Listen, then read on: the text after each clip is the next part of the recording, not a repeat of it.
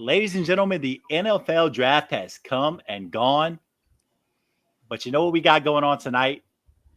The OG is back in the building, ladies and gentlemen. Chris Battistel returning to get back with us tonight on Fourth and Frames. And also, Fantasy Pros Draft Aficionado, best dude alive, realest in the room, D-Bro Derek Brown is with us as we discuss the NFL draft and the implications that we are going to have on 2025 redraft leagues. And we might even throw in a little bit of Dynasty talk as well.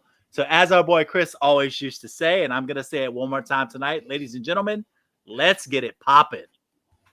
This should be played at high volume, preferably in a residential area.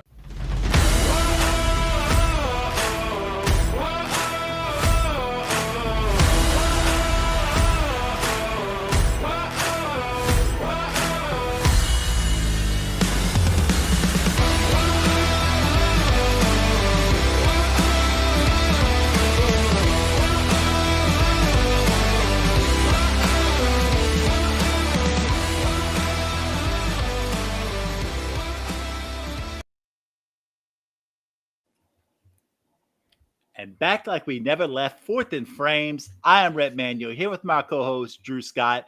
Our other co-host, Nate Markham, is not here tonight. He is at a St. Louis Blues game with a family member, enjoying the good life. But you know what, boys? We're all good because we got D-Bro here with us. We got Chris Battistel with us. We are Fourth and Frames. And as always, every week, do not forget to like and subscribe and review anytime a new podcast or short from us at Fantasy and Frames drops. You can also search for all of our podcasts here at Fantasy and Frames by name, wherever you listen to podcasts, whether that's Apple Podcasts, Spotify, Podcast Addict, Pocket Cast, doesn't really matter. We're on all of them. I know this for a fact because I use all the niche ones, ladies and gentlemen. And don't forget to subscribe to the Fourth and Frames podcast as well. And lock in at fantasyandframes.com for the latest weekly IDP and Dynasty rankings, articles, takes, news and notes, etc. ad nauseum. We're everywhere. We're here trying to give you the latest and greatest fantasy football content. But speaking of the latest and greatest fantasy football content, and speaking of a man who has 6 jobs and don't get tired like Kevin Gates says, D-Bro, you've been grinding post-draft, man. How you feeling tonight, man?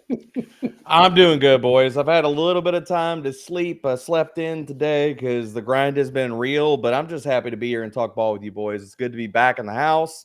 And Chris, unfortunately, I had to get away from my Saints love, man. I'm disavowing my fandom. I don't know. We haven't talked about this, dude, but until Loomis is gone, I'm done, baby. I'm done. We're giving out updates and pleasantries here. You know what I mean? Like, I also want to give out the real. Hey, I don't blame you. I don't blame you at all with that one. And Chris, man, you have it's been a while since you've been with us. You've been grinding the college fantasy scene, but you know what? This is related. College football, fantasy, NFL draft, all these things going on, fantasy football. As good a time as any to bring you into the fold. Brother, how you been? I've been good, man. Life gave me some lemons there, but I made some meringue out of them things. So I've been just excited to be here, talk some ball with you guys. I'm about a couple months removed from just covering these guys from the college fantasy football aspect. So seeing where they land in the NFL and being able to talk about what their future may be, I'm pretty hyped to talk about with you guys, man. Yeah, it's going to be a fun one tonight, guys. But before we get into talking the NFL draft, let's quickly get into some news and notes. And we are going to start with, first off, Albert joining us every week. Hello, everyone. What's up, Albert? Glad to have you every week. And our boy, the man in the bullpen, Aiden Weingartner, saying all of his favorite people in one place. Going to be an awesome show tonight. Aiden, thank you for locking in with us every week, bud. We appreciate you so much. But let's get into those news and notes. And let's just start with the San Francisco 49ers. Are they rebuilding? Are they not rebuilding? I don't know, because they just signed George Kittle to a 4-year, $76.4 million contract extension with $40 million guaranteed.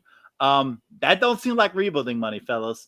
But I'm going to go ahead and start with you, D-Bro, and ask, where do you think Kittle should be drafted among tight ends for the 2025 year? Tight end 3. The only guys that I'm drafting above him are Brock Bowers and Trey McBride, dude. I mean, come on. No Debo Samuel. The volume's got to go somewhere. Do we see San Francisco maybe lean into a little bit more of the pass? They've been so run heavy in previous seasons. With CMC, I mean, do they really want to rock him with like 20, 22 carries every single week? So Kittle, we know, man, like all he needs is the volume. Like this dude has been a tight end one overall in previous years. The efficiency hasn't changed. He's been actually healthy. The touchdowns have been there in previous years. I mean, if you were to tell me we flip over the cards and he's the tight end one overall in 2025, I ain't gonna be surprised, dude. Yeah, Chris, you're in lockstep with that, huh? Yeah. If you look at last year, first in yards per game, third in yards, second in TDs, fifth in receptions amongst tight ends. Tight end 3 is a great spot for him. So, yeah, absolutely, man. Yeah, so I think we all pretty much agree that George Kittle, even at his worst, is one of the better fantasy football tight ends. Tight end 3 seems about right. Not to mention there are not many tight ends in the league, if any, who offer the weekly upside that Kittle offers. So not only is he a solid redraft guy on a weekly basis, but he's also one of these guys that is better at best ball. So it is possible to be both good at redraft and also a good best ball option. So It is.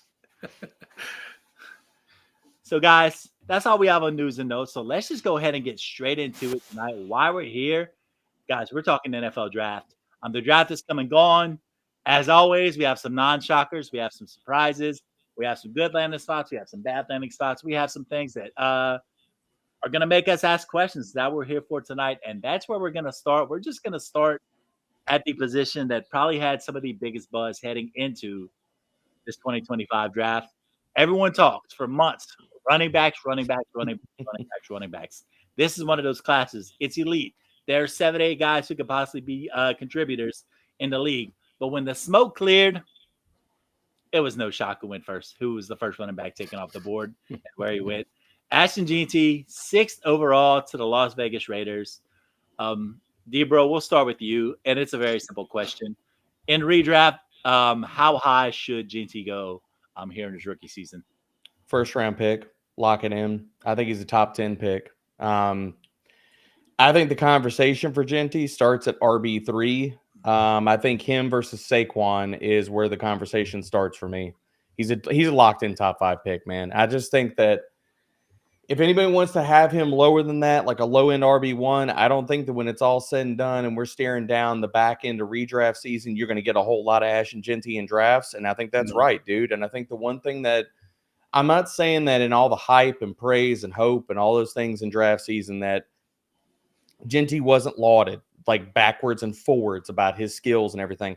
I still firmly believe that his pass game upside was not discussed and has not been discussed enough. Like this dude is elite. He has CMC level upside in the fact that like you're telling me like, bro, it's to be honest, like if I were to talk about the favorites to be the RB1 overall, and this is also with the assumption that David Montgomery stays healthy for the entire year. I mean, it's a conversation of Bijan, maybe Saquon if he doesn't fall off, and it's Jeanty for me. Like that's where it begins and ends. And honestly, Jeanty's probably the number 2 on that list. So I'm going to be drafting him everywhere and aggressively. Yep. Yeah, I completely agree. As soon as we saw him get the draft capital, we all thought that he would. He immediately entered that tier 1 at running back for me with Bijan, with Saquon, with Gibbs. He's my RB4 right now, but he's still my 7th overall player. Should be a very easy first round pick. And you know, like D-Bro said, he has the upside. I know he didn't show the receiving as much this past year, but I mean, Chris, I mean, you know these college guys in and out. His sophomore year wasn't he? Didn't he like lead college in receiving yards or receptions among running backs, something along those lines? You know, I mean, it was there. He didn't show it as much as his last year in college, but he's a 3-down workhorse. There's nobody in that running back room that you should be concerned with outside of Jeanty, and he should get all the work that he can handle.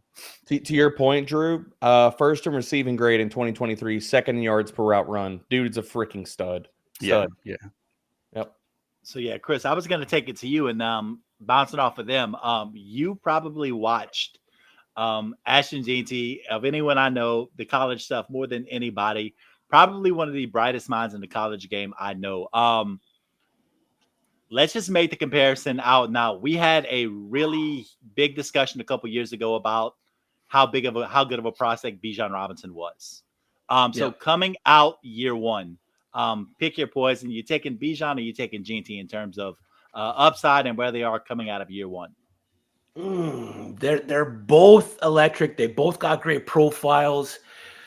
It's tough to say what I would pick one over the other. I think I would lean Janty at the moment just because of what I can know. I know what he can do in the pass game. We know that Bijan can do it as well, but I'm gonna roll Janty. I mean, it's tough. It's like 1A and 1A. Like, it's tough to say I'm gonna pick this guy over this guy because they both have equal qualities. They can both do great things, and they're both going to do great things at the next level. We've seen what Bijan Robinson has been able to do when given a good-sized workload with the Falcons, but we're going to see what Ashton Genty can do with a full-size workload with the Raiders, and RB3, RB2 is going to be in his grasp, man.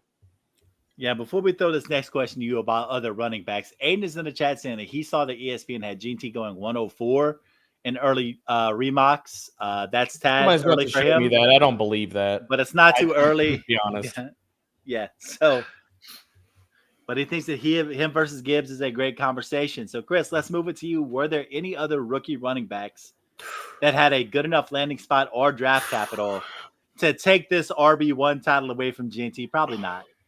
Nah, I mean, it would be. I could come here and say no and just push along to the next question. If you look at the running backs drafted behind him, Hampton's landing spot was good, but year one, he's got Najee Harris there. So I don't think he's going to be able to push Ashton Janty for that RB1 role. Caleb Johnson in Pittsburgh, I don't know if he'll get the pass catching work to be able to take over that RB1 role. And then if you want to look at possibly Quinshon Judkins in Cleveland, but I don't know what that offense is going to be as a whole. So if I want to give you one running back here that could possibly take that RB1 role over Ashton Janty, it's Travion Henderson out in New England. They've already touted him as a 3-down back. He's an elite ball protector, only one fumble in his collegiate career. He owns the big playability, so he's going to be able to give you those big runs. What I like about him the most is his ability to create. If you look at his ADOT behind the line of scrimmage, it's -3 yards, while his yards per reception behind the line of scrimmage is 9.4 yards. So what he's able to do with the ball in his hands, once he gets the space in the open field, he's creating yards. And yards in fantasy football is fantasy points, and that's what you want. He's going to have to elevate the Patriots offense for him to get that meaningful playing time, which Genty, we know, is walking into on the Raiders.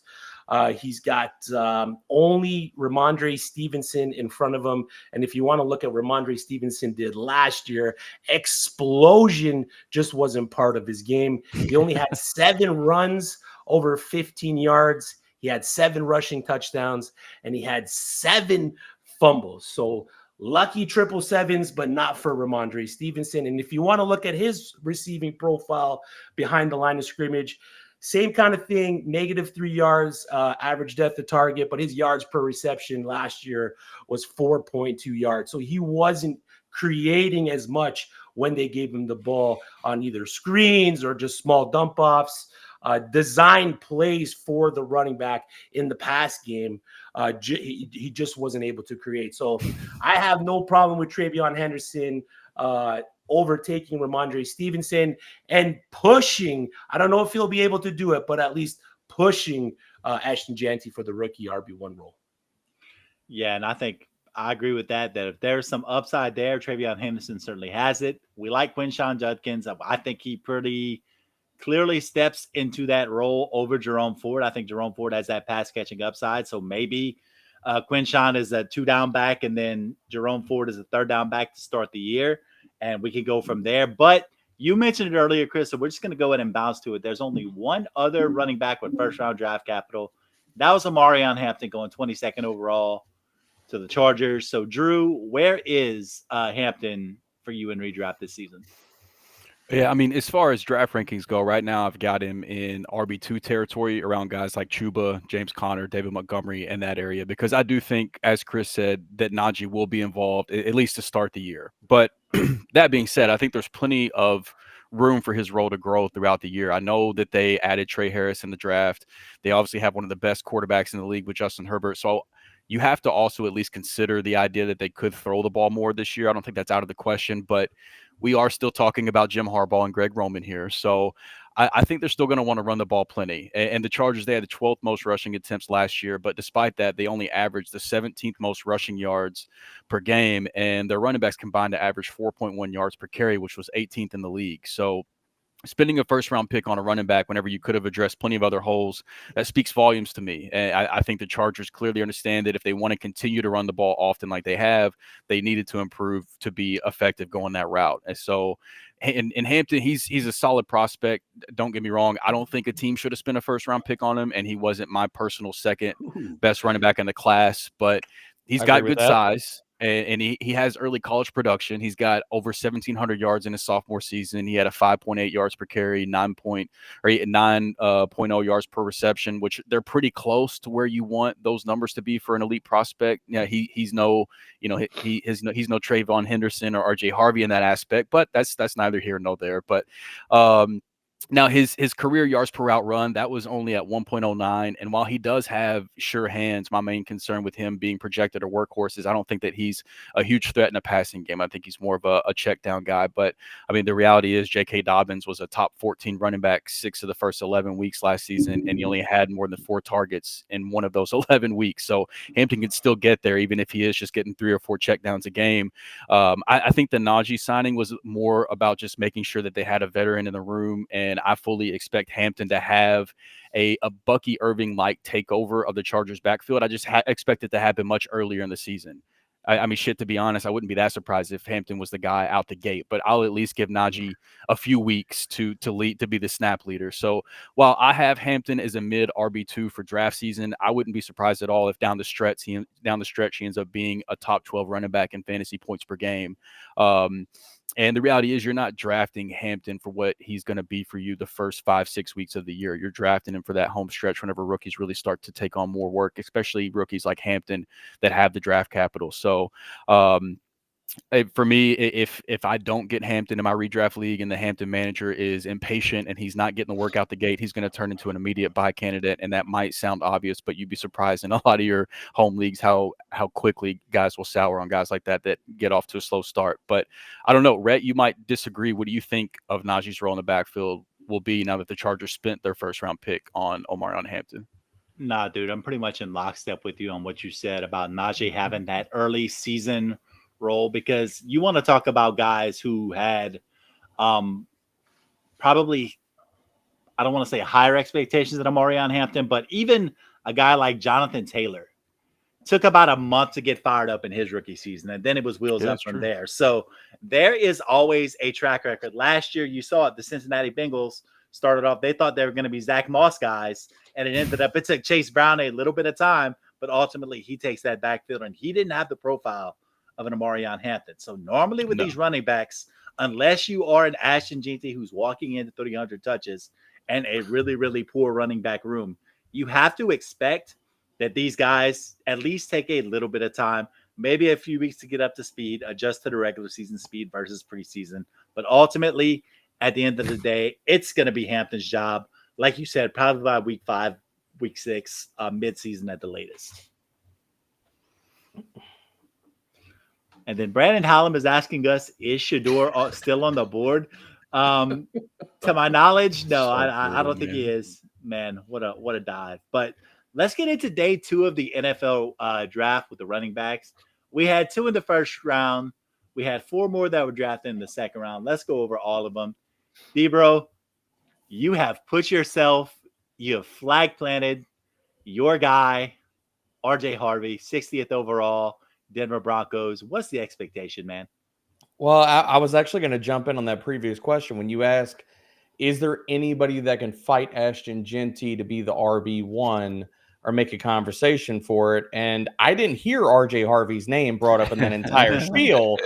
And that's honestly my favorite guy that if we're going to That's talk fair. about a guy that is in an offense that can catch passes, we know they're going to feature the running backs in the passing game. And I'm sorry, no, Jaleel McLaughlin ain't that it. Audric Estime didn't even catch passes in college, so his ass ain't catching passes in the NFL. It ain't going to happen. And I think looking at RJ Harvey, dude, I was high on him before, and I feel like you're seeing a lot of people. There's a lot of hype. There's a lot of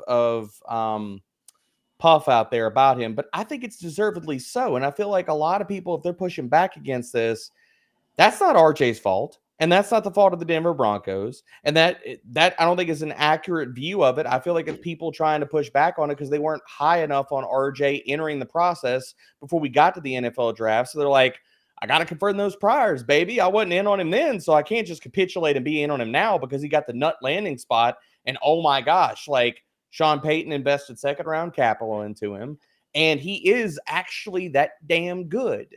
I don't care that he's 24, so let's get that shit out the way. Don't care about it at all. Didn't care about it then. Don't care about it now.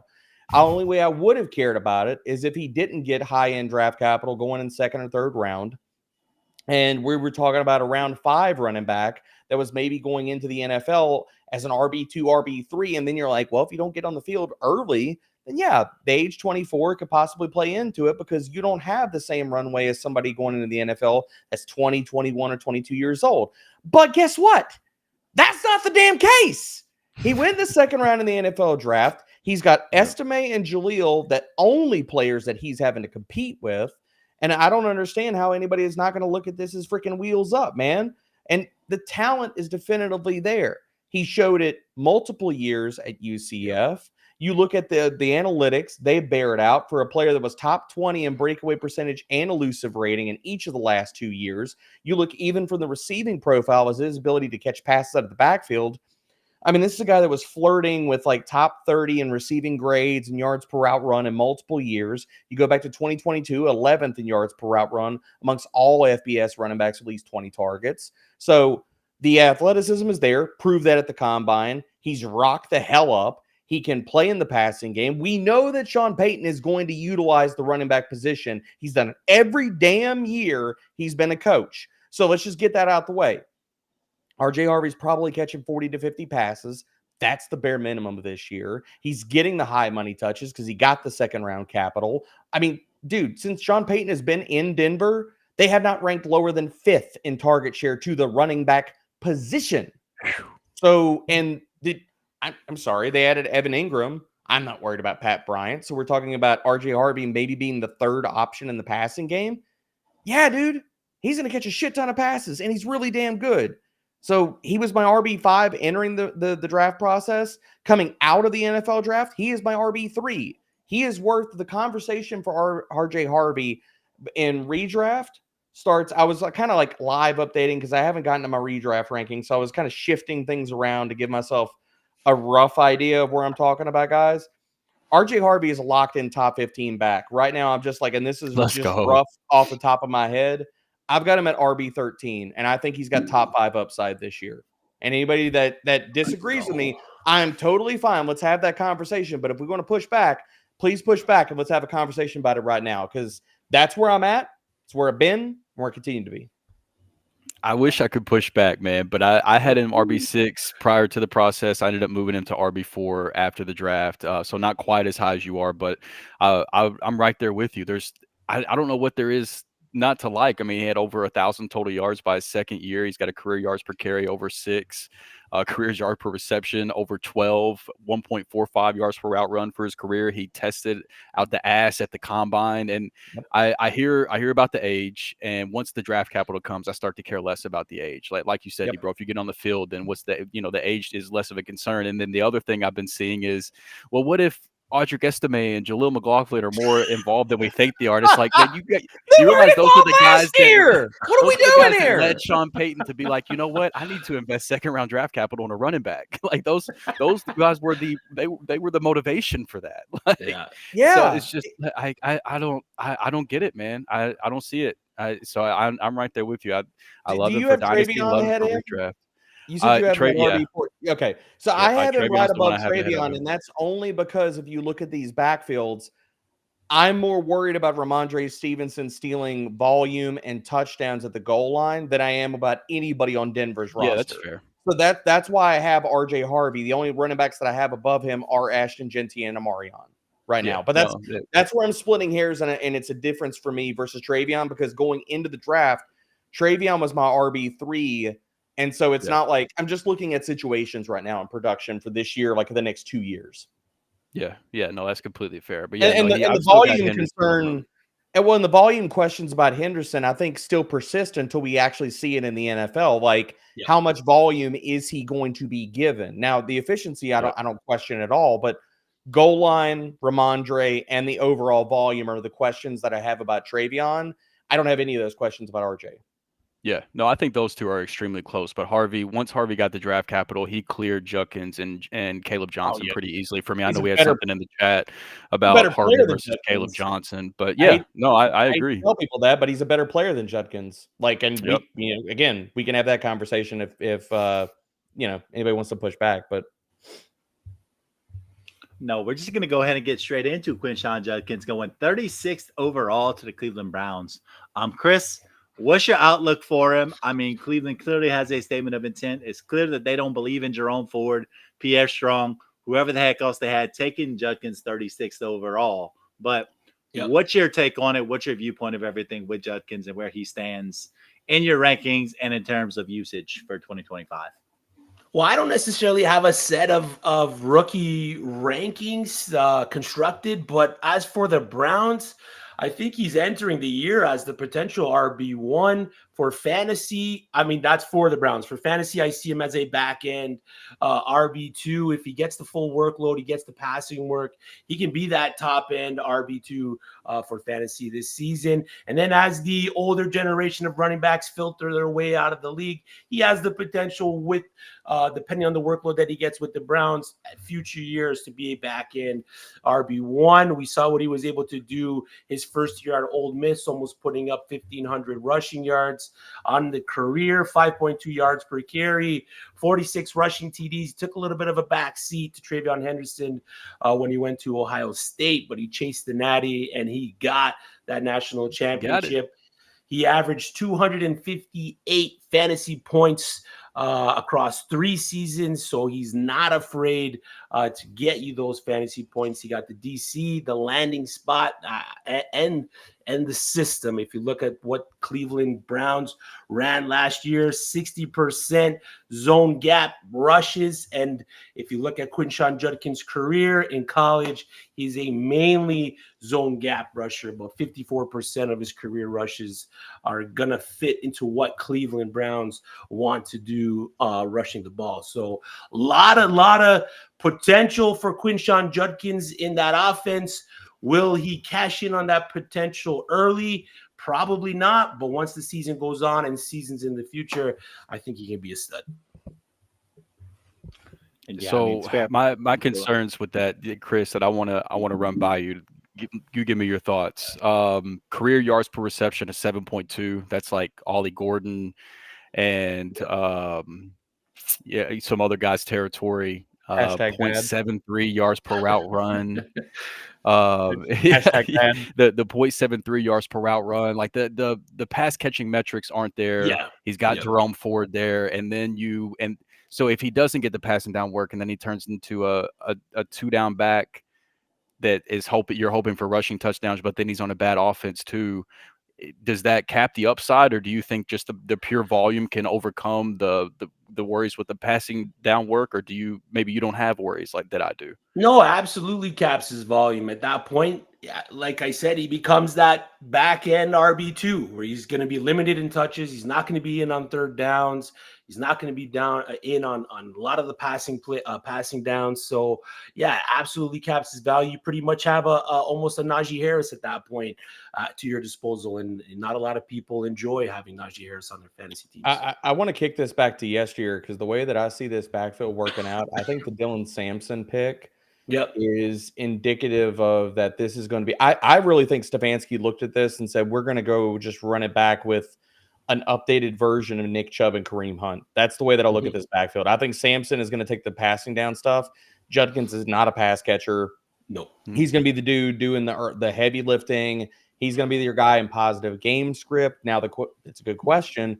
How much of that do we see, considering who is going to be the quarterback and how good is this offense going to be? Yeah. And how good it's not. So Yep. some of that also leans on the Cleveland Browns defense, and they were not nearly as good last year as they were in previous years. So they need to bounce back. I think Judkins is an RB2, but I think it's going to be a lot more frustrating from time to time. Like, just think of if you have a less efficient Nick Chubb and how frustrating that was whenever we've even loved Nick Chubb from week to week. But those weeks where Kareem Hunt steals 2 goal line rushes and you're like, oh, shit. Well, come on, man. Really? I think you're going to see more of that than people are going to give it credit for, because Judkins is not a pass catcher. He's the guy that's going to gobble up all the freaking volume. And some of like the offensive ecosystem, and I think the red zone touches are not going to be as pretty or as clean as a lot of people just look at it and say, oh, I love Judkins. He goes second round. Judkins is workhorse and bell cow. Like, I don't think that's how this is going to work out. It's a valid point for sure. Sir Drew, you wanted to throw something to me about Travion Henderson and New England Patriots. What you got, buddy? Yeah, just going down the list here of these day 2 running backs. We talked about Henderson a little bit. Chris already floated him out there as a guy that could possibly have RB1 upside for this class. But what's your feeling now after he landed 38th overall to the Pats in the second round? I mean, we've already mentioned the Ramondre Stevenson thing and how Ramondre is, while not explosive, he's got a role. And with Josh McDaniels back as offensive coordinator, it seems very obvious, and it seems like there is a chance that the New England Patriots are going to look like the New England Patriots offenses used to look. And what I mean by that is this: you have a guy who is going to get your Corey Dillon type touches, could be Ramondre Stevenson. And then you look at the old school New England Patriots where you had guys like Kevin Falk, Shane Vereen, James White, who just happened to be these pass catching guys. Do I think Travion Henderson is more than capable of being beyond a pass catching guy? Absolutely. But I think what we're looking at is an early season split. But the thing that separates Travion Henderson is we love the relative athletic score. We love that RAS score in terms of these prospects throughout the year. We use it. We love it. It gives us a good idea of who they are as athletes. Travion Henderson, compared to all these guys we just talked about, is easily the best RAS score running back we had in that potential Patriots role. He had a 9.43. The guy who came the closest was Danny Woodhead at 8.68. But are we really comparing Travion Henderson and Danny Woodhead at the end of the day? Absolutely not. So, I mean, there is big upside for Travion Henderson. But like we said, like the point was previously made, this could take a little bit of time for him to truly step into his full potential as the year goes on. Can y'all imagine James White, but with actual juice, like in that offense? Right. Like, holy shit. So, yeah, Drew, let's throw it back to you. We mentioned the last day 2 running back, Caleb Johnson, getting taken 83rd overall by the Pittsburgh Steelers. Everybody kind of assumed after day 1 when they didn't take Hampton, it's like, oh, Jalen Warren is safe. And then day 2 comes and Caleb Johnson is taken 83rd overall. And then questions get thrown out there once again. So what's your read on that Steelers backfield? What's your expectation for Caleb Johnson? And on top of that, since the discussion has to be had, what does this do to Jalen Warren? Yeah, I would have loved to see him get the second round draft capital, but it's hard to be mad about him still being a top 100 pick and landing in a backfield with opportunity like Pittsburgh. Najee wouldn't have necessarily been my comp for. Whoop. I think Drew just lost internet. Najee Harris must have cut off his internet. There we go. Yeah, you slandered Najee Najee and he came for your internet, bro. Yeah, Najee heard me and got pissed. But yeah, so Najee wouldn't have been my comp for Caleb Johnson. But I do think just in terms of how he fits in this offense, I think you could see him being a souped up Najee for the Steelers. I know for whatever reason, people were underwhelmed with the 4.5740 and the speed score that came along with that. But I think there's two things that are very important to remember. Number one, even though that this was a really fast class whenever it came to the running back position, 4.57 is still just fine for a 40 for a running back, especially Caleb Johnson's size. Like we're good with that. And then number two, I don't really care what the numbers say whenever he's running in gym shorts. His explosiveness was very obvious whenever he was out there on the field in pads getting clocked at 22 miles per hour using GPS.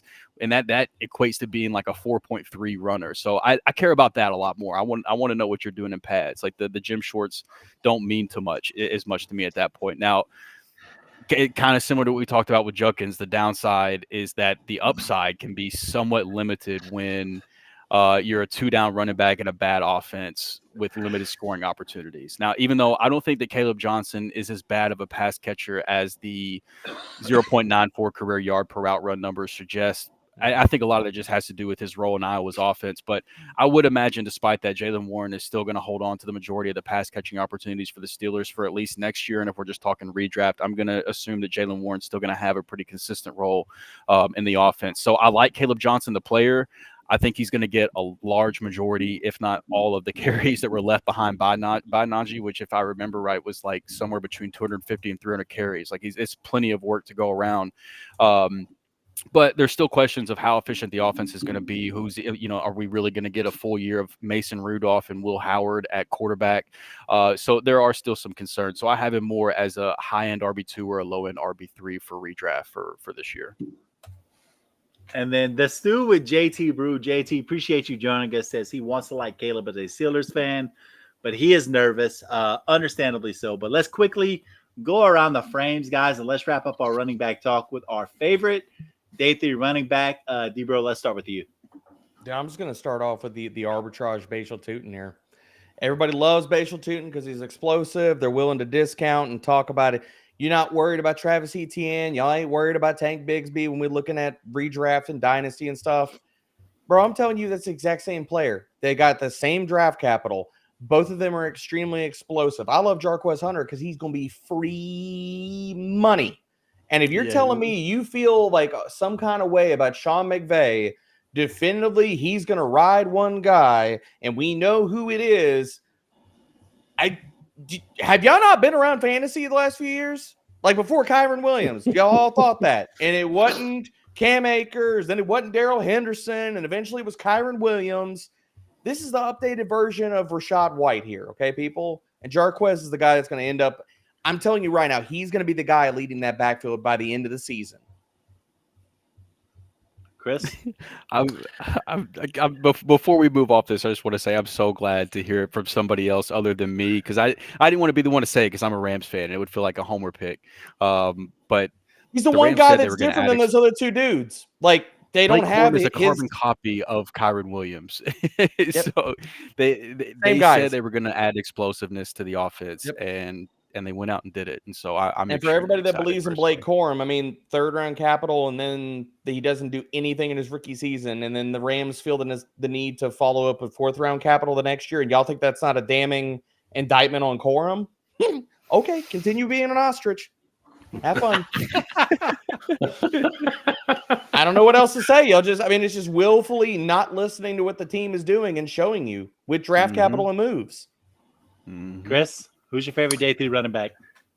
Kyle Monangai from the Chicago Bears. He's only got Roshan Johnson in front of him. He didn't get the draft capital that I like with the running backs, but leading rusher in the Big Ten in 2023. Second in missed tackles force last year, and then just behind Caleb Johnson, and then I think he was first or second behind Bucky Irving the year before that. So he's going to need some things to work out his way, but I like snagging Kyle Monangai late. Yeah, and for me, I'm just going to go ahead. I know we've decried Mickey Loomis. We've decried the New Orleans Saints. But, I mean, Devin Neal in the 6th round kind of is a sneaky value. He probably deserved to go a little bit higher. And when you look at this backfield, Alvin Kamara is pushing 30 years old. Not the guy he used to be. Was mainly a volume play last year. Kendre Miller can't seem to stay healthy. Can't seem to be on the field. We don't know what that's going to look like with Kellen Moore. We knew what it looked like with Dennis Allen, who very clearly hated the man. But outside of Devin Neal, you have what?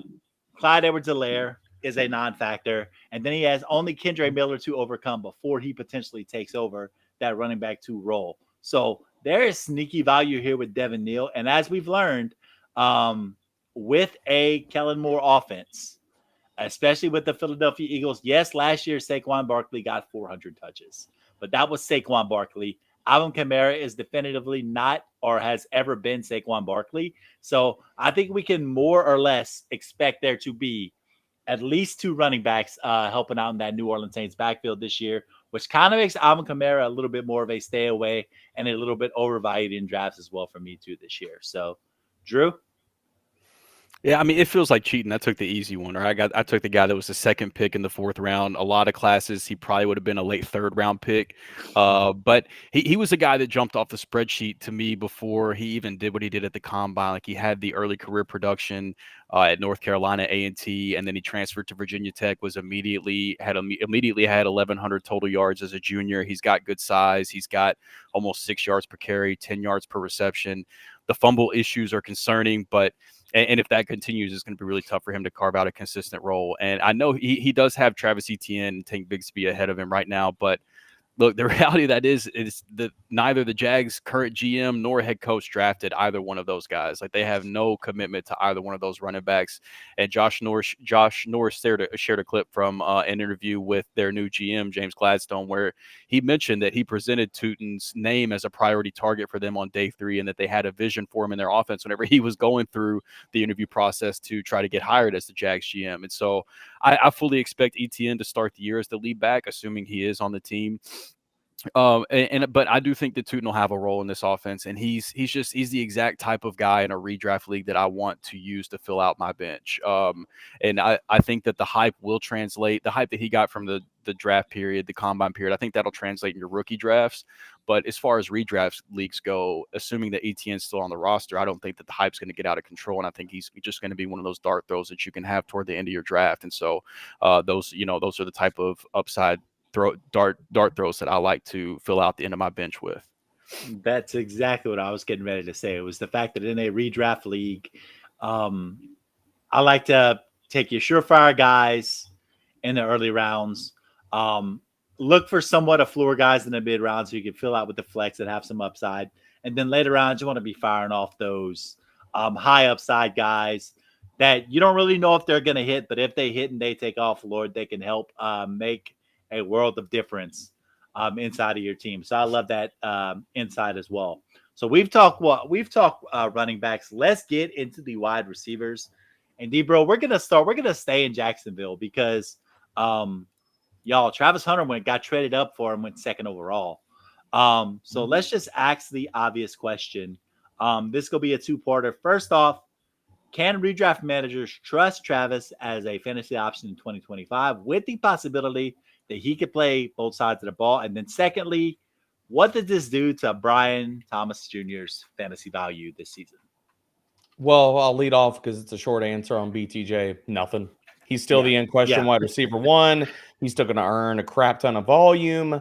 None of that's changed. If anything, you want to parse through it, that passing attack looked god-awful after him before taking Travis Hunter. So looking at that, if anything for BTJ, we get a more efficient offense because you have another weapon added to it, and it's going to help.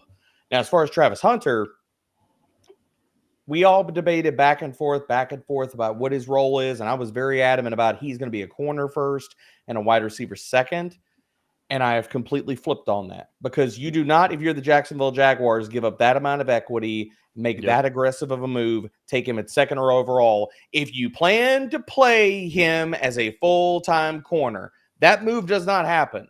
So let's just get that out of the way. Let's get that out of our minds. Let's reset this, and with a fresh palate, a cleansed palate, we all understand that Travis Hunter is going to be a full-time wide receiver, unquestionable, considering what they gave up to get him. So he is a full-time wide receiver. I don't know if we get any cornerback play out of him this year. That's the way I'm going to flip this over because you don't make that type of move if you're Jacksonville if you plan to do that for a corner. You just don't. So I look at Travis Hunter. I think Liam Cohen's going to use him.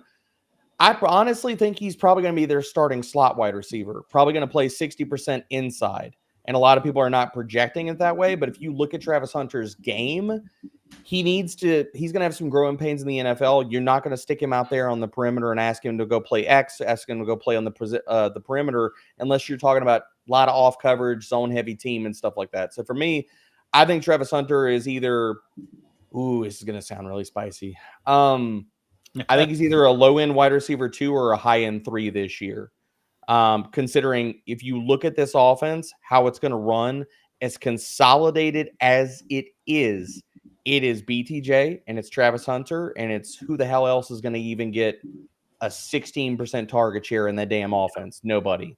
So I think Hunter is going to smash expectations this year. I'm going to be above consensus, which for much of the process, I was like, he's not my wide receiver 1 of this class. I think he's going to play full-time corner, and I've done about face on, again, he's still not my wide receiver 1 of this class, but I've done a full about face on it in that I think, considering the capital they gave up, he will be a full-time wide receiver.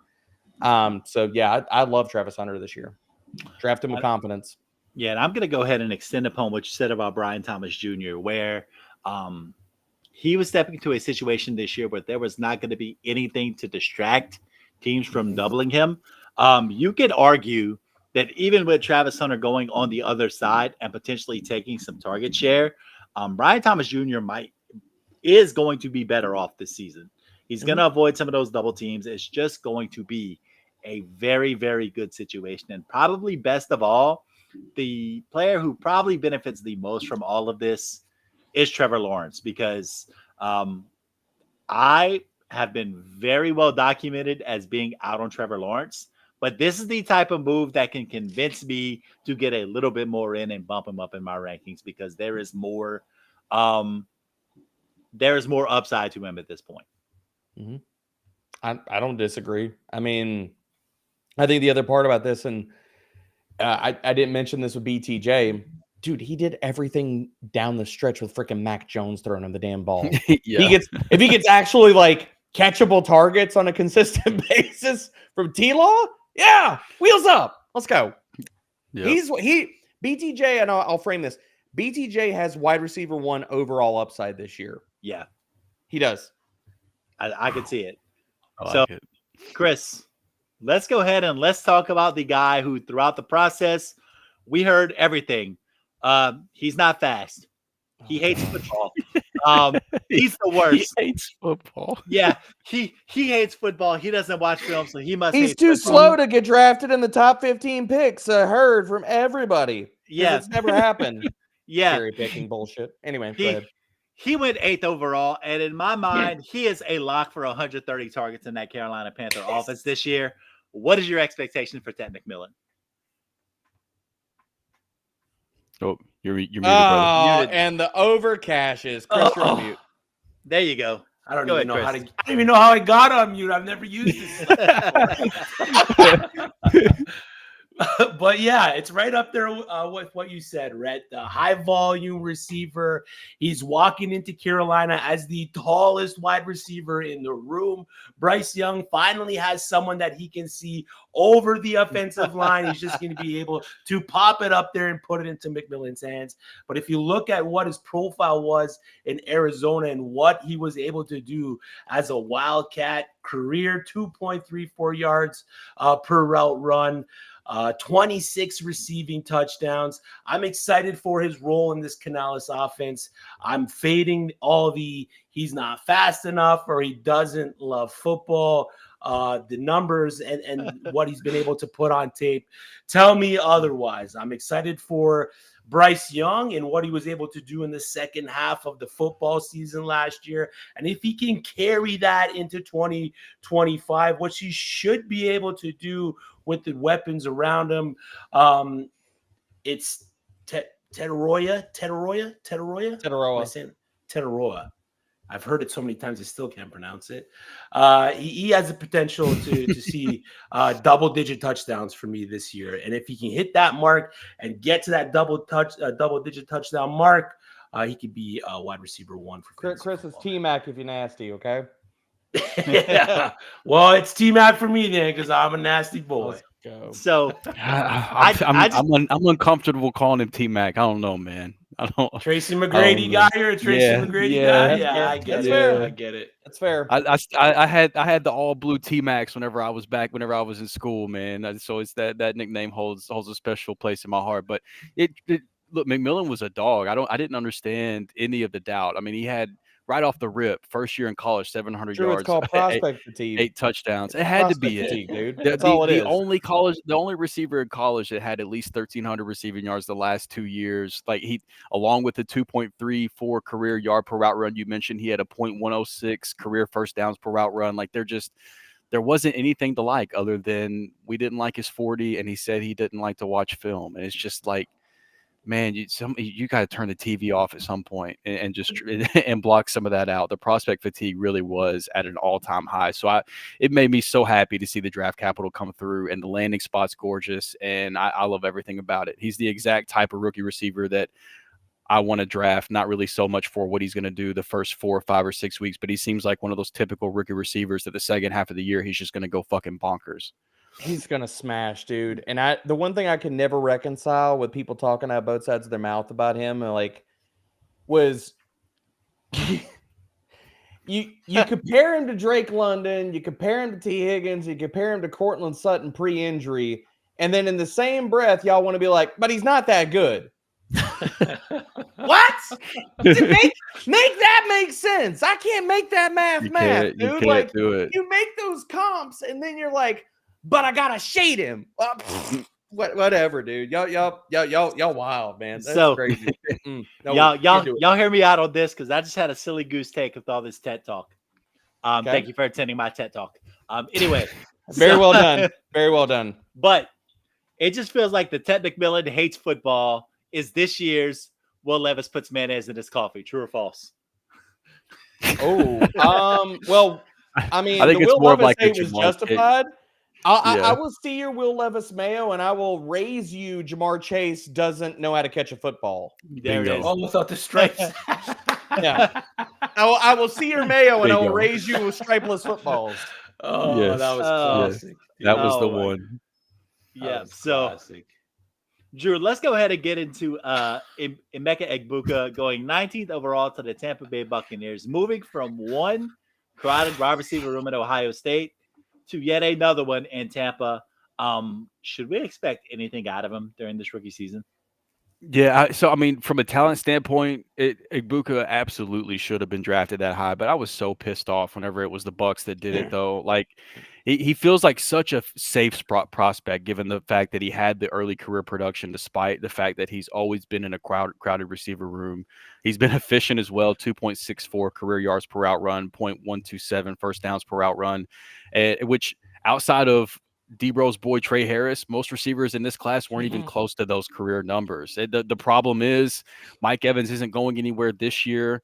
And I know we're talking redraft, but I mean, even possibly next year. Like if Mike Evans says, I want to come back, or the Bucs really going to look at him and be like, well, sorry, we drafted Egbuka last year, so you're a franchise legend, but we're going to have to say no. And then Chris Godwin, he just signed a 3-year contract extension as well. And Godwin has only played a 16-game season 3 times in his 8-year career, so maybe that's part of it. But part of my issue is I think that both Godwin and Egbuka, even though they can play outside, I think they both do their best work in the slot. And I have no idea which one's going to be the primary slot receiver. I have no idea what the slot percentages are going to look like. He's still my wide receiver 3 in this class for dynasty purposes, but as far as redraft goes, it's looking like he's going to be more toward like that wide receiver 50 territory. Like I do think that they're going to run some 3 wide receiver sets. I think that he's going to be involved, but he's probably going to be in that Michael Pittman Jr., Christian Kirk, Rashid Shaheed territory just for his rookie year. I think we're on that JSN trajectory, unfortunately, and you need a lot of things to bounce right in your favor for that to work out. And I don't know. I don't think that things happen very quickly in the NFL, but I don't think that this Tampa Bay receiver room is going to clear out as quickly as Seattle's did for JSN, but I could be wrong about that. But at the end of the day, it's great for the Bucs offense. It should make you even more excited to draft Baker Mayfield, but I don't love Egbuka's outlook for redraft this year. Dude, you are so on point with this. Like that was a perfect take. Thank you, man. Like I cannot agree with that. I literally can't agree with that anymore, man. Like I think everybody is trying to bend over backwards and talk about Egbuka. I loved Egbuka as a player. He was my wide receiver 3, dude. But here's the reality. The point that you made about everybody being like, well, Mike Evans is gone after this year. Sure. Do we all just see the year that Mike Evans just had? Like, he was top 2 in route win rate and separation score last year. Yeah, he hasn't fallen off at all. He's a career Buccaneer. He's a first ballot Hall of Famer. Do you really think if he's productive in 2025 and he wants to come back and he wants to play more football, Tampa Bay is letting him leave? No way in hell. There is not a way in hell he will leave. And Tampa Bay will say, sure, you have been the face of this franchise. You will be a first ballot Hall of Famer, and we're letting you walk out the door. That's a legacy player. There's no way in hell that's happening. So I hate to break everybody's bubble, but Egbuka could be locked into this iteration of what this offense looks like for the next 2 years, like 2026 and maybe even 2027. But D-Bro, the Patriots let Tom Brady leave. Well, I don't know if the Patriots so much let him leave as Tom Brady said, screw you guys, I'm out of here. I'm tired of playing with scrubs and having to try to will myself to wins every single week. Taking pay cuts. Yep. So I agree with everything going on there, but then let's get into the Green Bay Packers. For the first time, this one's for you, Red. You got to clear this out for us because the Packers, they finally drafted a receiver in the first round for the first time in like 100 years, basically. So now that they've done that, 23rd overall, Matthew Golden, a guy that like I'm going to be honest, I hated his profile whenever I looked at it, but he got first round draft capital somehow. So what do we make of it? Like what do we do with Matthew Golden in Green Bay for 2025 redraft purposes? Dude, can we be honest right now? All we did, and there was a little known writer on Fantasy Pros named Derek Brown, who kind of broke down the Matthew Golden profile on the website. And it's a good pool. We were already knee deep in convolution in the Green Bay wide receiver room. We add Matthew Golden, who is like Christian Watson, but not as big. Not as fast. And not as fast. I don't believe that 40 times. So anyway, go ahead. Sorry, Rhett. So yeah, we have less dynamic Christian Watson with less size. We have Romeo Doubs, who always seems to find his way to be a pest in the receiver room every year. Jaden Reed, who probably should be the best guy in that room, but they don't use him like that. Dontavian Wicks, who once again kind of just pests his way around the receiver room. He's still trying to find his hands. Captain Frying Pan hands. He just took over that role from MBS. And Bo Melton, who they seem to like as well. So there's just a whole lot of wide receiver 3, wide receiver 4 in that room. Somebody has to take the target share, I guess, or we just get where we've been all along, and we just have it on a week-to-week basis, where Jaden Reed has 40 points one week and then 3 points the next week, and it's just a mess. Long story short, I'm not going to have any part of Matthew Golden, whether it be redraft or dynasty, because the Green Bay wide receiver room is just not a thing I want to be a part of ever. It is going to be a dumpster fire, like, of epic proportions. Like, you're not going to, like, there are 3 different teams right now that I want to stay away from their wide receiver rooms. I don't want any part of Buffalo. I don't want any part of Kansas City, and I don't want any part of Green Bay, because ain't no damn way that you're going to be able to accurately project where the ball is going any single freaking week in any of those wide receiver rooms. Like, Green Bay is going to be a full money ball approach. And on top of it, we didn't even invoke the name of Savion Williams, because guess what? He's in town too, boys. Yeah. You're receiver and running back. Who knows? But I don't know, man. The 1.67 career yards per route run, 0.085 career first down per route run. The only consistent thing about his game was that he was inconsistent with his production. I don't know, man. I don't. Whenever I look at his profile, I don't see a first round receiver. I don't understand it. But then that's the guy that the Packers choose to draft in the first round. So now I feel like I have. Drew. That's the only reason. It's because he didn't run the freaking 40 at that time. He wouldn't have been a first round wide receiver, because there's nothing else. Yeah. And that final year of college, He didn't take off until Isaiah Bond got hurt. You look at his box scores for the beginning of the year, bad. Like, this is a fraud. Like, this is a profile that you scream and you run away from. Yeah, I agree completely. Yeah, he's a guy that I've been below consensus on pre-draft and post-draft. So I'm with you, Rhett. I also will not have hardly any Matthew Golden, if any at all. And all those second round, first round guys, I got him ranked above him right now in rookie rankings. Like, I've got Golden at 16th overall. Like, I've even got Ibuka above him. I've got Jaden Higgins, Trey Harris, and all above him. Yeah, and I love what you brought up about Isaiah Bond getting hurt, because yes, he transfers in from Houston and all these things, but even when he was at Houston, he wasn't above Tank Dell, and they crossed at the same time. I mean, looking at a guy who at Houston, 11 games, 584 yards, 7 touchdowns freshman year, 38 catches, 404 yards, 10.6 yards per reception in his second year. And this is a guy that runs a 4.3, and we're expected to come in and be a first-round NFL guy. I mean, it's hard for me to wrap my head around that, for real.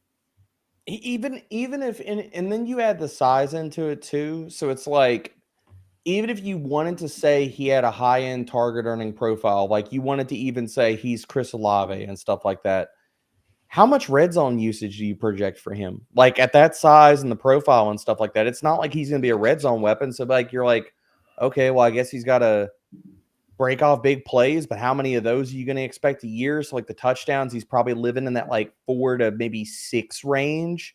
So, if he doesn't get the target share and the high-end usage, I mean, the lack of touchdowns, unless you get, like, some gimmicky, random crap like Jaden Reed pulls every now and then, but, like, you're not going to be able to bet on that. So it's like, I can't project the volume. The analytical profile is not great. And then it's like, can you really project the touchdowns either? So it's like, well, if I can't check any of these 3 boxes, then what the hell are we doing here, man?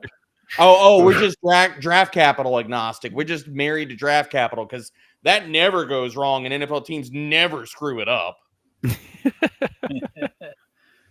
Yeah. So I'll point to AD Mitchell last year. That had another fraudulent profile, and everybody was like, "Oh, but he's fast and he got draft capital."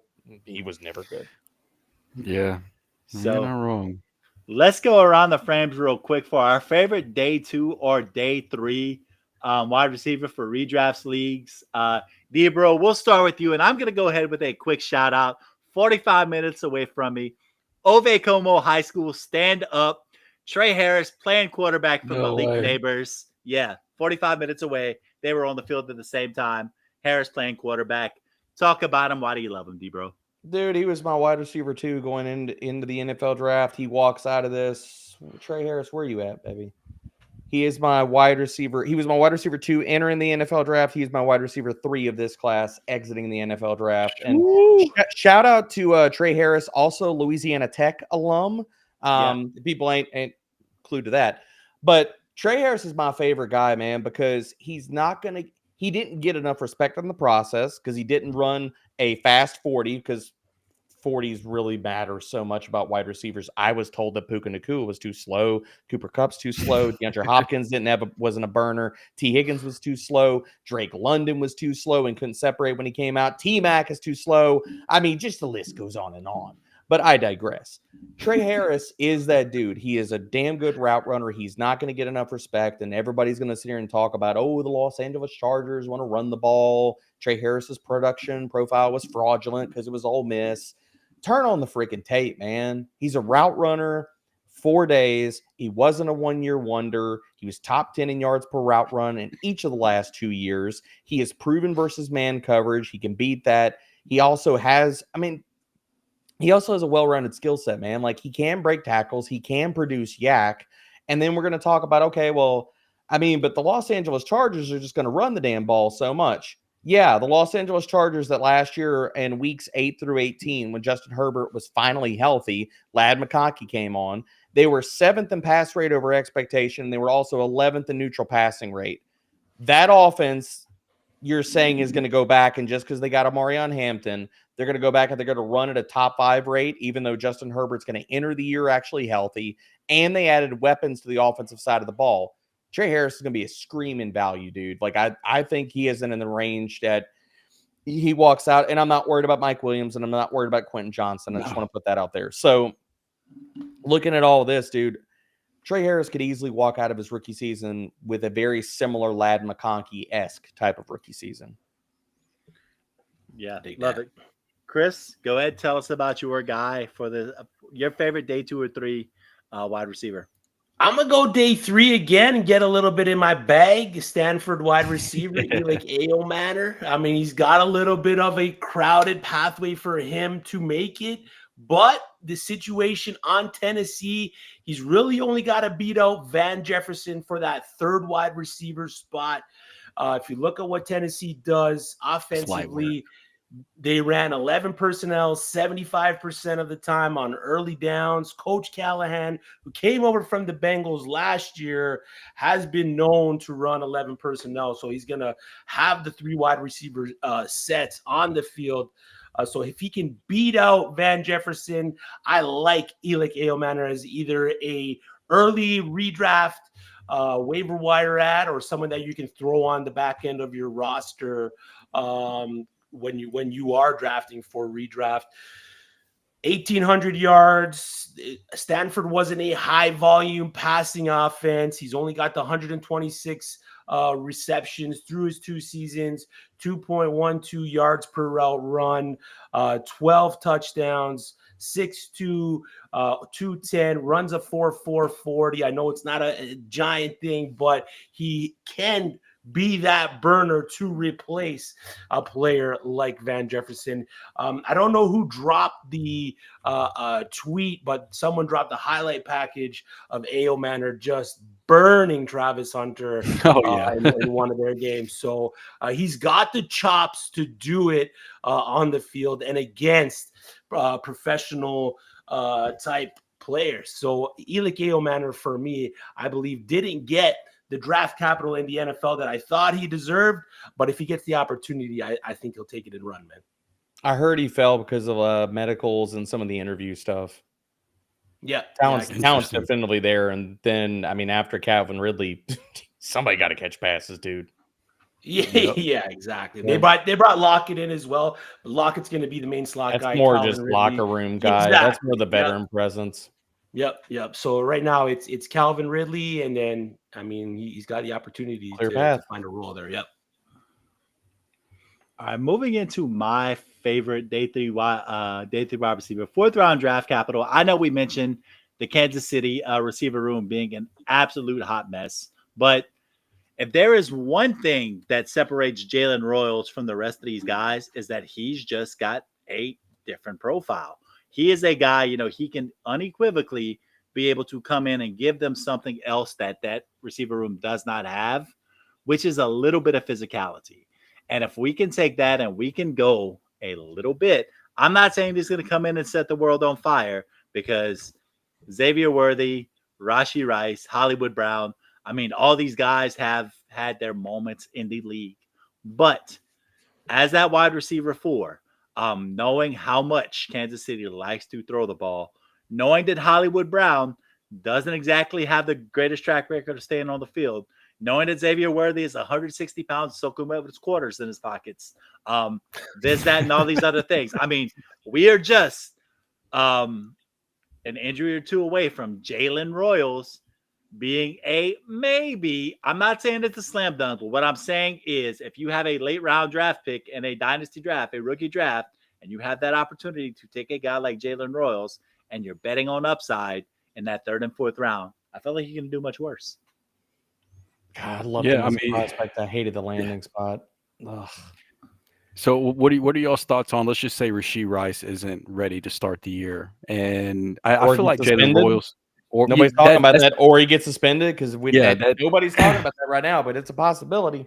That's kind of what my thinking of is him possibly not ready to start the year. Jalen Royals, to me, on tape, looked kind of like an Aldi's version of Rashee Rice. Like, is there a world where as a rookie he could possibly step into that Rashee Rice role for this offense if Rice isn't out there to start the year, and then he's on the field on a regular basis off the rip? Good, man. I mean that My only worry about that, though, Drew, is that like you've seen every productive guy in that offense over the last like 2 to 3 seasons operate in that role, and there's nothing for anybody Yeah. else. So like Rasheed operated in that role, was continuing to operate in that role. Xavier Worthy was a face plant until the end of the season when Rasheed went out, and then they put Xavier Worthy in that role. So like Right. my worry is that like you got one role and you got 3 or 4 dudes asked to play that role, but like. Yeah. To Rhett's point, I love Jalen Royals as a prospect, was very, very high on him. Not only does he have the run after the catch ability, the physicality, and the freaking speed, this dude has route chops, and that didn't get talked about enough, I think, considering low level of competition coming into the NFL. But I was down in Senior Bowl, man. He was not even healthy, fully healthy down there. He was dealing with the soft tissue thing, and he was still routing dudes up. So, like, he's got the talent, man. And I didn't even mention Hollywood Brown in this because at this point in his career, Hollywood Brown should not be counted on to be healthy for half a season, much less a full season. And like I'm not trying to shade the dude, but it's just a reality. Like he can't stay healthy, and that's been a problem for him going back to college. So there's a path for Jalen. Like if they want to make this a real like true competition for playing time based off of talent and everything, and not veteran deference, Royals got the talent, dude, no doubt.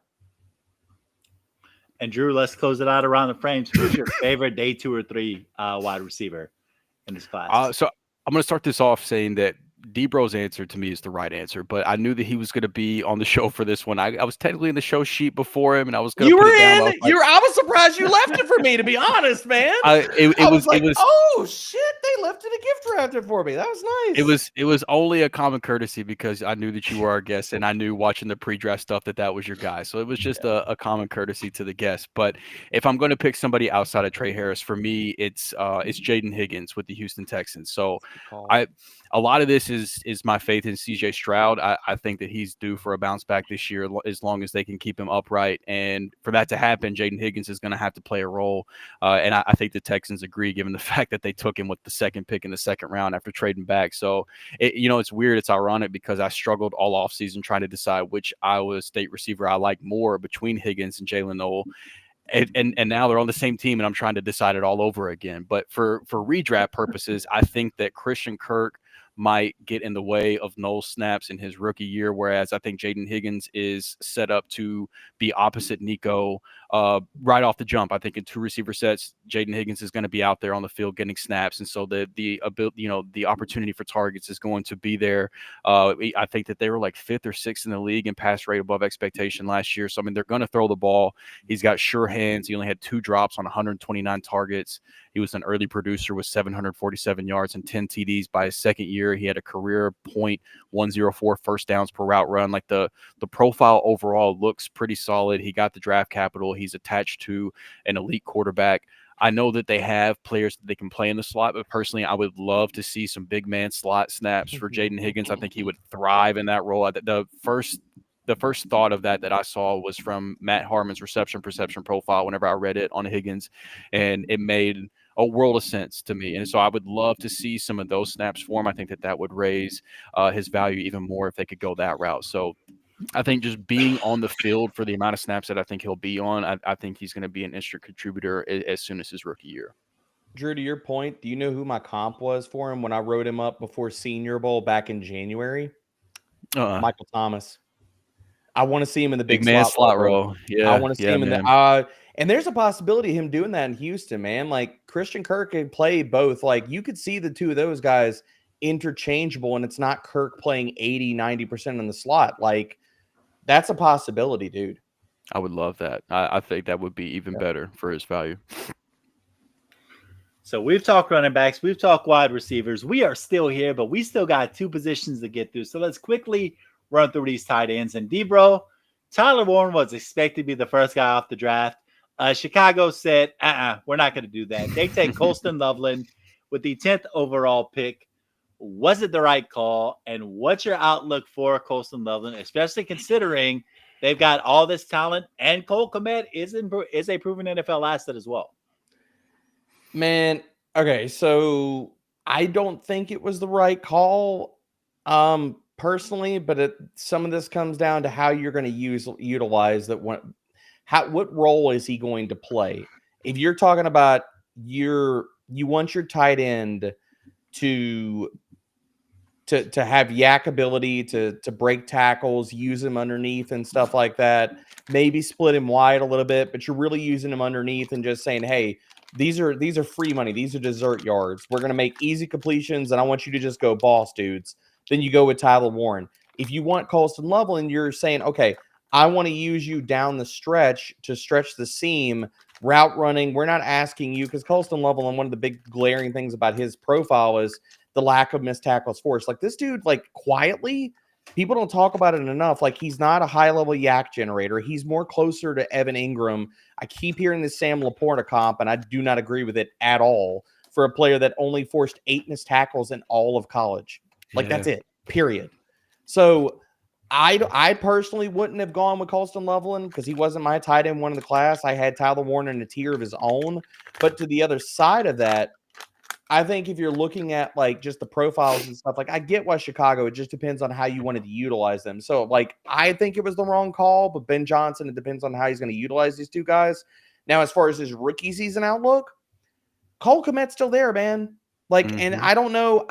I think in the draft capital is wildly different for these two guys, but you have so many receiving options in that Chicago Bears passing attack. Like, and there's only one ball to go around. And so it's like, we're talking about worries about Emeka Ibuka. Well, shit, I got worries about Colston Loveland too, man. Like, you got Luther Bird, you got DJ Moore, you got Roma Dunze, you got DeAndre Swift coming out of the backfield. We haven't even seen Caleb Williams support one really good weapon, much less support freaking 4. So this is not even just a case of like so many targets, and we have no clue what their pass rate is going to be. So if they go run heavy and we're leaning on defense and Caleb Williams maybe takes a step forward, but maybe he's still not that freaking good because he was terrible last year. There's no metric you can pull up about Caleb Williams last year that he was not bottom 5, bottom 10 in the entire damn league. So for me, with Loveland, I really look at you're probably more likely going to see a Dalton Kincaid type of rookie season where Cole Kmet is there enough. Maybe he's not the full-time starter, even from the word go, but he's going to get enough routes to where it's going to cap Loveland's ceiling and his target share. And then all the other players that are around him are also going to eat into that, where it's like he's going to be a better NFL addition than I think an addition for fantasy this year. Maybe I'm wrong with that, but that's kind of where I sit. And I mean, it's a similar conversation with Tyler Warren. It was another feather in the cap for me of just buying into Caleb Williams. Like, I completely agree that his rookie year was terrible, but I think that year 2 is going to be better for him. I still have faith in him, and to me, it was just I can't really. I don't how really know much who I better, can trust. How much? Like league average quarterback play? Yeah, I think he could get up to league average. Or league average would be a big jump considering what we saw last year. Yeah, I think just a mix of the coaching changes they made plus the personnel changes they made both on the offensive line and in the playmakers. I do think that there's a lot of room for him to improve. It's a fine line, right? Because you want him to get rid of the ball quicker to stop creating negative plays, but then a lot of the special plays he makes come from making plays out of structure too. So it's a fine line that you have to walk whenever it comes to that. But I think that Caleb Williams can still get there if Ben Johnson can just get him to hone it in a little bit, and he has the weapons to make it happen. So I mean, at this point, they've basically set themselves up to now. Caleb Williams really doesn't have any excuses. You could still at least make some excuses for his rookie year, whether it be play calling or whatever the case may be. You've got your world-renowned play caller. You've got all the weapons you could ask for. You've got a great offensive line. I mean, if not now, then when? If he's not good this year, it's a serious conversation of, oh crap, we need to press the panic button. Like it's like Ryan Poles has to take a hard look in the mirror and say, I mean, shit, do we need to draft another quarterback next year? Like I'm not trying to like shade Caleb, but like that's a totally serious thing. Like 2 years into it, you surrounded him with a new play caller, everything that he needs to succeed. And if he doesn't succeed this year, you really got to start looking at it like and I know like I'm kind of feeding into the NFL doesn't give these guys enough time, but They don't though. I mean, I'm not saying that they do. I'm not saying that they do, but there's a lot of other pressure, rookie contracts and things like that for them to win and stuff like that. And it's like, I mean, this is a career. I don't want to say that so early in his second year, but I mean, can you also say this is probably like a career defining year for Caleb? Like this is going to be like, what does his trajectory look like? Is he going to become what everybody hoped he would be? Or are you just hoping he's a league average starter and we're hoping we can cover up enough of his faults to win games every year? Right. Yeah. And I mean, to your point, with how crowded the pass catcher room is, it's going to be really hard to depend on Loveland, at least in his rookie year, for redraft purposes. But Chris, we talked about Tyler Warren. He was supposed to be the guy to come off first at the tight end position, according to all the mock drafts, everything like that. He ends up coming off the board 4 picks later to the Indianapolis Colts, 14 overall. We don't know if it's going to be Anthony Richardson throwing the ball. We don't know if it's going to be Daniel Jones. Maybe Tyler Warren was drafted to play quarterback. We don't really know. But what's your outlook for Tyler Warren in his 2025 season in Indy?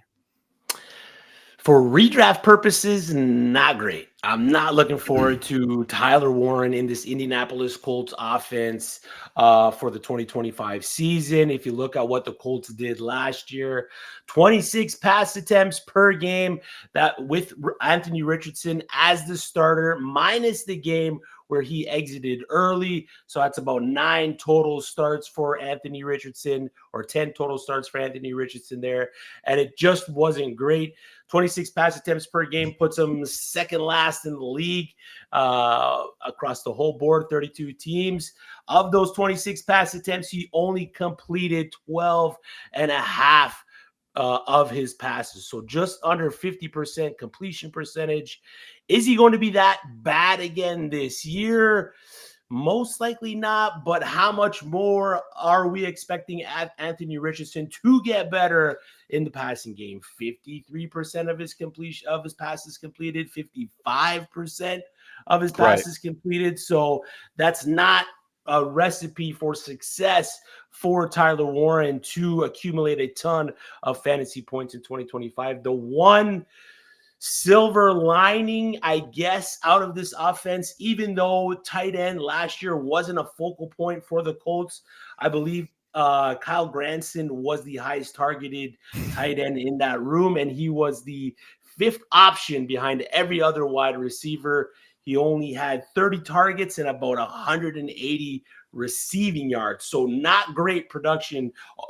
Untouchable. I was going to say nearly untouchable, but I'm going to take nearly right out of that sentence and just say untouchable were the tight ends in this room last year. But the one silver lining for Tyler Warren is the bulk of Anthony Richardson's pass attempts came short of the sticks in the middle of the field. And if that's where the Indianapolis Colts are going to utilize Tyler Warren in that passing game, then of the 12 passes that he does complete, 10 of those might go to Tyler Warren. So, I mean, that's the outlook.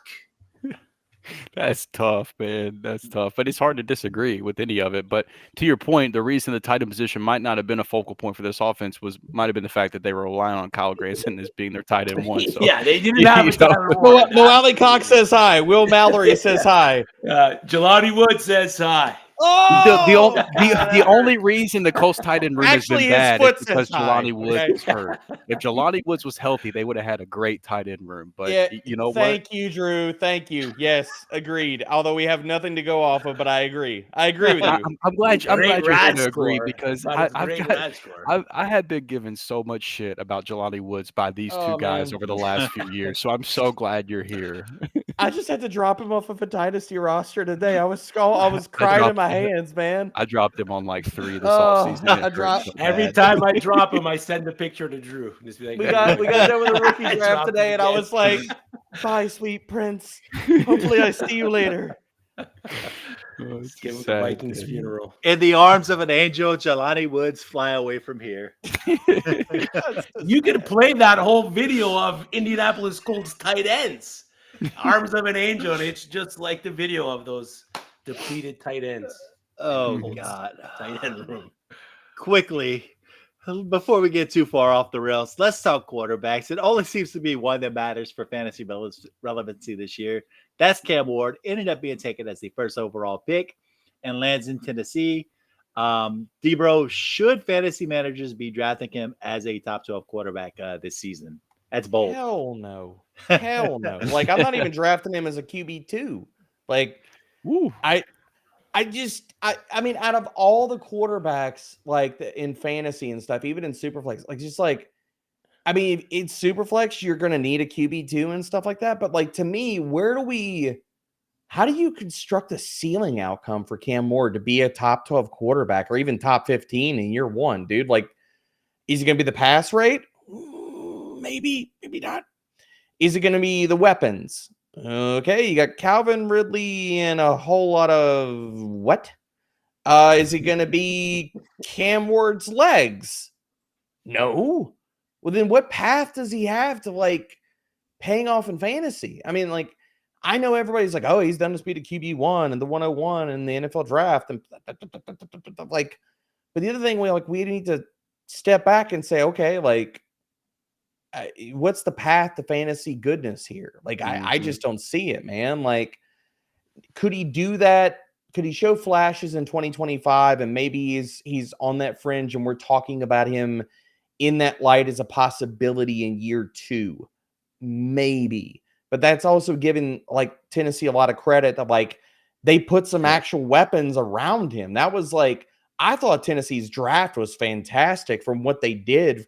Like everybody they drafted, the value they got, but like they tried to add weapons to him, but they did it too little too late. Like they gave like a lot of these picks to, you know, late round, like all this day 3 action was all trying to, so like it was a valiant effort, but like, is anybody really getting so excited and enamored for like, I know we talk about Ellick on here, but like he's still got like, there's a reason he went round 4. He's still got his warts. Like you're really hoping for a lot with him. Gunnar Helm, are we really hoping for that? Like, I liked him as a prospect, but how athletic is he? Can he even take over the starting job from Chickaconquo? We don't know.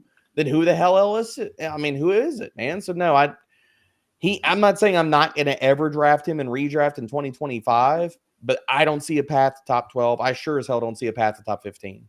Yeah. Chris, are there any other rookie quarterbacks that you think could be a factor in 2025? Say it with me now, guys. Tyler Shuck. Absolutely. He's gone. We broke him. I can't do it. I can't do it. I'm not doing it. Will Johnson was right there. You can't make me do it. I thought you were going to say Jackson Dart. You went Tyler Shuck. I can't do it. No. I'm just playing around. God, no. Tyler Shuck is so bad. I can't do it. No. As a Saints fan, I mean, you can't make me, Chris. Like, first pick, Kelvin Banks. Okay, we're rolling. Second pick, I was like, Will Johnson's right there. There's hope for Shador and Jackson Dart. And Mickey said, "Ow, no." Here's Tyler Shuck for you. And then I was just, where's the paper bag, honey? Where's the paper bag? I'm dusting off my Aints gear right now, baby. Yeah. It took 6 years of college ball to break 2,000 yards, and that's our guy.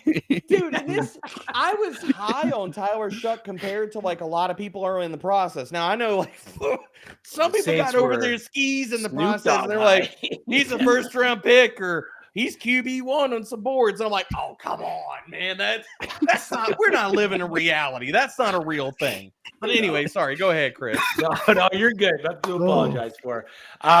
Outside of maybe Jackson Dart, but the two guys in front of him are going to have a short leash for him to get any kind of play early on the season. There's no other real quarterback that, at least at the early part of the year, that I could see having any kind of fantasy potential. I mean, Shedeur Sanders maybe because of the situation in that whole room, but I'm still expecting Joe Flacco to be the guy for the start of the season. I'm right now expecting Joe Flacco to be the starter for the Browns. Yeah, I made a tweet about Sanders being able. He should be able to easily climb the Browns depth chart. Given the fact that I don't care that Dylan Gabriel was drafted ahead of him. There's no way that you can convince me that Dylan Gabriel's a better quarterback than Shedeur Sanders. And Kenny Heisman Pickett. I mean, finalist, Drew. If it's a real competition, Drew, if it's an actual real competition and not a pseudo competition, if it's a real competition, he can be their starting quarterback this year. I agree. We'll see. I agree. I had a guy comment on that tweet, and whenever I went to his profile, I'm convinced it had to be like Kenny Pickett's burner, because there was another tweet that he replied to somebody else and said that this is Kenny Pickett's team, and I was like, man, this has to be like his granddad or something. We've all watched Kenny Pickett, right? No team has ever been Kenny Pickett's team. Okay, let's keep that real. Pittsburgh was Pickett's team. That was Jordan Addison's team. So let's just keep it a buck, okay? Yeah. No. So the only quarterback that I can legitimately see holding Shedeur back is Joe Flacco if they decide to go that route. Which, hey, more power to you. But I still don't understand, though. And I don't want to get on the Sanders soapbox to close the show, but I don't understand the fall. I don't understand the 5th round. If you want to Ward, absolutely. If you want to draft Dart over him, fine. But whenever you start telling me that you're going to take Tyler Shuck and Dylan Gabriel over Shedeur Sanders, I don't know what we're doing at that point. And so I think that I was just happy he landed in a spot where he might be able to climb a depth chart still, because I don't really see too many roadblocks. I think Dart can make some noise this year, depending on when he starts and stuff like that. They left the door open that he could start this year. I don't think we could be living in a world when we get into camp and Dart looks better than people are going to give him credit for and stuff like that. And Russ looks like Russ looked last year. And I'm not saying I want to see Dart start week 1, but he might be starting by week 4, and he has the rushing upside. I mean, come on, guys. We saw Daniel freaking Jones succeed in this offense without a Malik Neighbors, without the running backs. It ain't crazy. If there was going to be anybody, it'd be Dart. Or I agree, there's nobody else probably. Maybe depending on the Aaron Rodgers situation in Pittsburgh. I mean, it's only Will Howard and Mason Rudolph there. Only Will Howard and Mason Rudolph. No.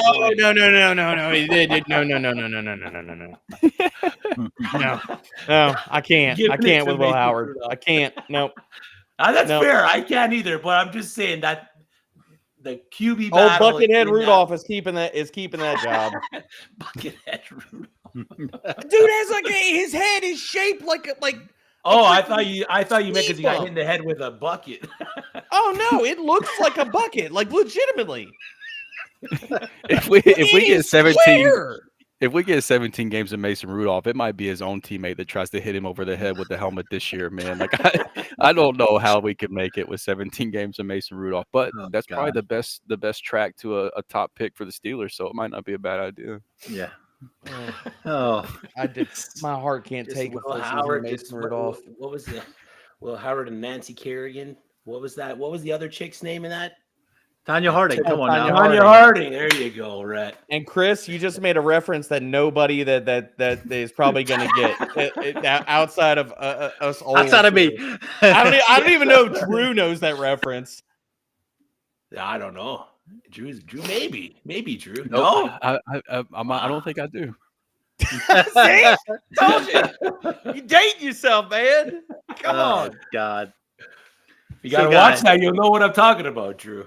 So, guys, it's been a blast tonight. But before we get out of here, let's give a shout out to our friends over at Dynasty Dex. So, as we get closer to the fantasy football season and we get closer to those fantasy football championships, what better way to capture your victory and immortality than by getting your own Dynasty Dex championship plaque?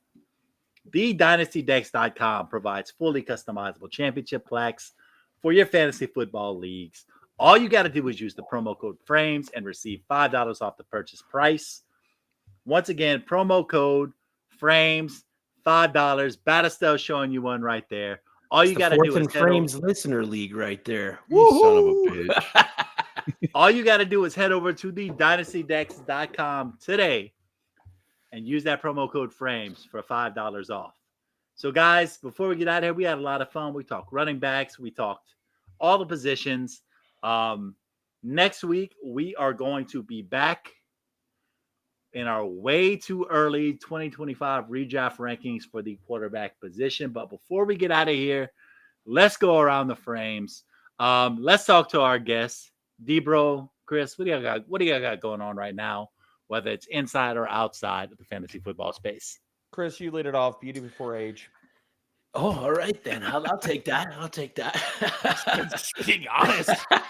The man with hair, and then people want to card me. I'm like, you really do? You need to? Okay.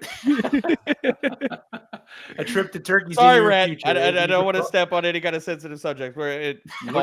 Anyway, go ahead, Chris. Sorry. Yeah, no, all good. We got One Foot Down starting up again on Monday. College Fantasy Football Show. We're talking transfer portal winners and losers with the transfer portal closing tomorrow. So look out for that. We're going to be pushing that across all social media platforms. Outside of fantasy football, just trying to stay alive. You can find me at FFChrisB. And the floor is yours, D-Bro. I mean, I'll say we're hand holding. I'm just trying to make it through and stay alive myself, man. Wrapping up a ton of content for the NFL draft and Dynasty. I mean, really, tsunami of NFL draft has come and gone. And everybody's like, oh, it's some off time. No, baby, it's time to full bore, like 80 miles an hour with content all the way. We just Seth Wilcock and myself just wrapped up the NFL draft show for Fantasy Pros. All of those episodes breaking down all the positions. If you are late to the prep for Dynasty rookie season, please go check out all of those episodes on the Fantasy Pros YouTube channel or on the Dynasty podcast feed. I'm updating my top 100 right now, and that's 100 skill players. So all the players that you care about for fantasy and Dynasty angles. That will be out later this week, hopefully. And all the positional primers are getting updated. Again, if you have, and I know everybody has started, like I'm in a bunch of rookie Dynasty drafts right now. If you got ones that still haven't popped off or ones that you're in right now, please head to fantasypros.com right now. Sync your leagues and use our new trade analyzer. It is awesome. As well as you can run mock drafts in a second trying to figure out, and this takes into account what your league has done for the last few years. So you're not only just getting, okay, here's ADP and stuff like that, but you're mocking all these things to get a semblance of, because right now ADP is shifting and stuff. So players are going here, there, and everywhere. So you need to run the mocks and get familiar with the range that players are going in. You can do that at fantasypros.com so you're ready for all of your rookie Dynasty drafts. Love that. And so once again, guys, we'll be back next week talking our way too early quarterback rankings here on Fourth and Frames. But before we get out of here, let's go ahead and sign up. Let's give everybody the shout outs. Drew can be found at Drew3MR. Chris can be found at FFChrisB. And D-Bro can be found at D-Bro on Twitter. Ladies and gentlemen, we are Fourth and Frames. What's the handle? Go ahead. It's D-Bro_FFB. But it's all good. Like, people either know where to find me or they know where to mute me at it by now. So it's all good. Mute me at. Just being honest. So, ladies and gentlemen, y'all have a great night. Blessings. Toodles.